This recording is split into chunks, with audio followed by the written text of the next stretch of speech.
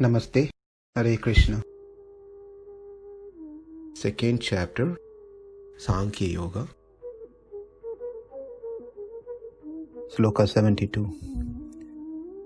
Esha brahmī sthitiḥ pārtha naināṁ prāpya vimuhyati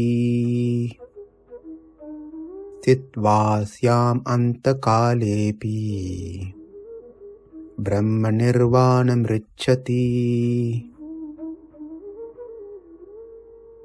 So in the previous sloka, the 4 points which has been given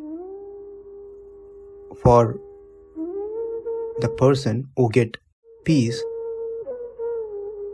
are nirhahankara, nirmamo, nispruha, vishayan, vihaya kaman.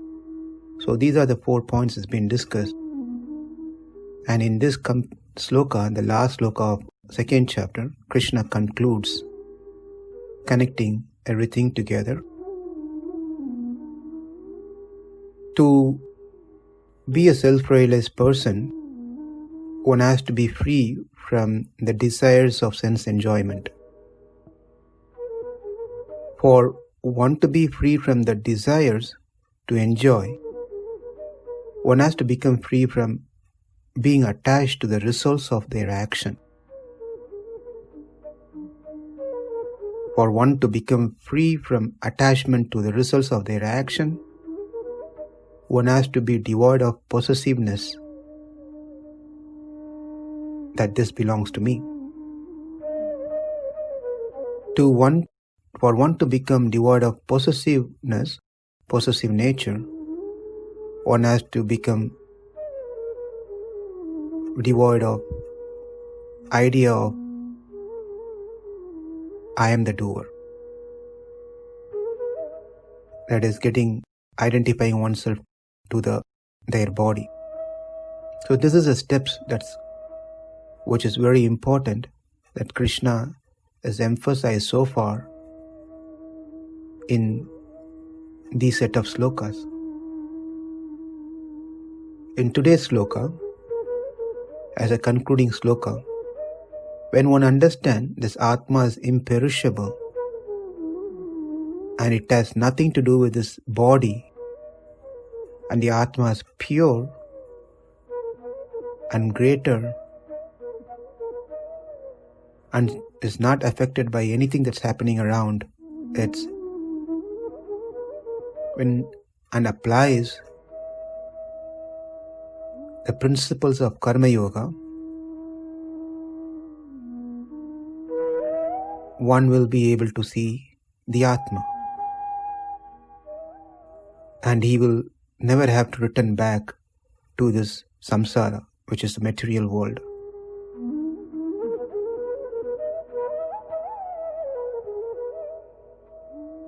Anta-kāle api, last stages of life. Krishna is saying, even in the last stages of life, one can perfect themselves. In young age, if someone failed to do some good activities, didn't listen to good words and advices, engrossed in sense enjoyment, and when during his final stage of life, when he becomes older, somehow, because of some unintentional, unknown good deeds that this person might have committed, he might come in contact with some saintly person. And by hearing some spiritual subjects from good people, saintly people, then he started realizing his mistakes that he's done over the years, especially when he was young.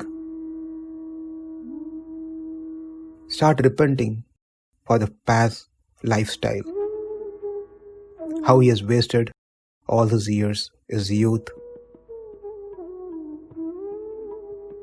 But even at that time, if this person starts focusing on Krishna, meditating on Krishna's beautiful form, and continues to try to do his duty, even that person can become a self-realized person even in that stage. This does not mean to tell us we can do whatever we want to do at this point of time. Therefore, when I become old, I can take care of these spiritual, religious activities, because Krishna is saying here, that's what Krishna says here. Well, the problem is we are not sure how our old age is going to look like. We all know that. Tomorrow is not the same like how it's today. And yesterday was different and today is different. Therefore, we never know. And we don't want to take a chance. Rather, what Krishna is trying to say is to give importance at this very moment. Not to say that you become old, you do whatever you want to do. When you become old, you think of me and you can get the same result. That's not what he's saying. He's saying even that person can get the result. That means what to say about you now when you're healthy, fit, and can do whatever you want to do. And everything when it's under your control. Control, as per what I say, is what Krishna is trying to advise here. So the question is, if even a person who is in his old age can attain the self-realization, then what to speak of someone who practices what Krishna says from this very moment?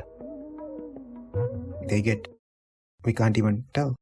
It's going to be a lot of benefit. And there's no any risk involved if we start doing this one. As we said, old age is uncertain. How we are going to be as we get older. So with that said, the 72nd sloka ends there.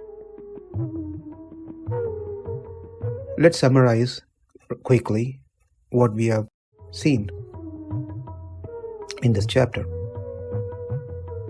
Arjuna thought he made a wrong choice to fight in the battle. Then he surrendered to Krishna, asking for guidance.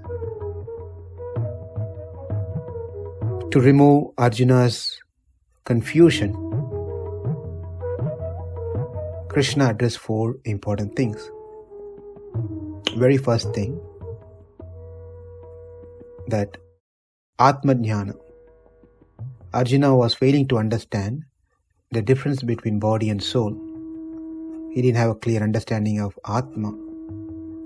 And Atma is eternal, body is temporary. By killing a body, Atma does not get destroyed. Therefore, Krishna advised Arjuna on these lines. First. Secondly, for one to really understand about Atma, Arjuna, you need to engage in fighting, which is your duty, your karma. Hence, Krishna spoke the importance of doing one's duty. Thirdly, by doing your duty, karma yoga, with the 3 principles applied,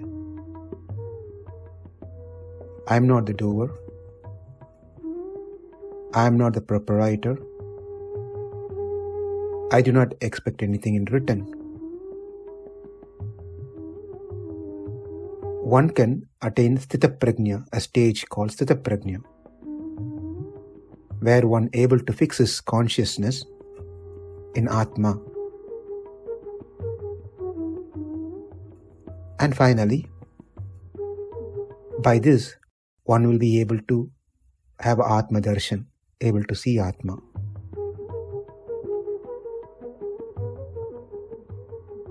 So this is what completely covered in the second chapter of Bhagavad Gita. Esha brahmī sthitiḥ pārtha naināṁ prāpya vimuhyati sthitvāsyām anta-kālepi brahma-nirvāṇam ṛcchati. Om Tat Sat.